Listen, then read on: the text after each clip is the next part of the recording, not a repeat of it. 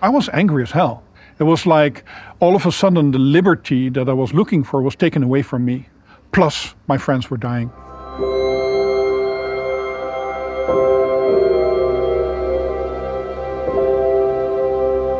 I grew up in the Netherlands. I realized at the age of 10, 11 that I was actually falling in love with boys and not with girls.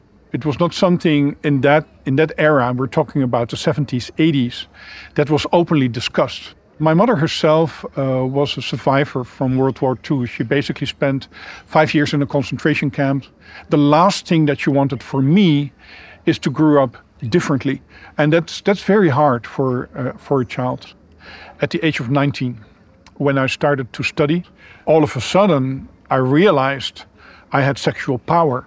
It was fun, but for a very short time, because we're now talking 1984, 1985.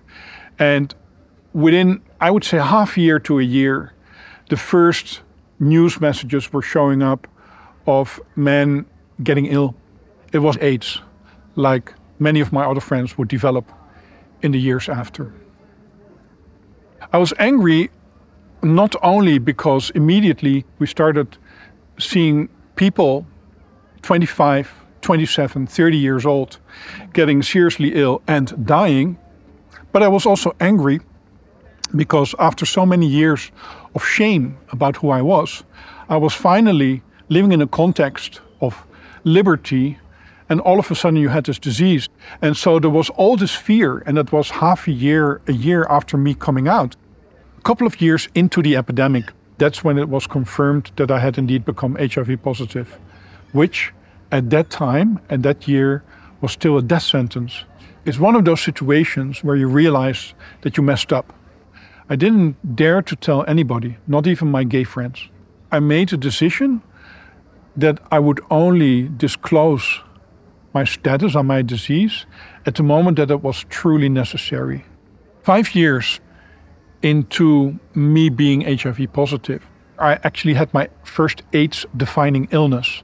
And I decided to keep to my promise in a certain way that I would inform my parents, my brother, and my closest friends that I was becoming ill.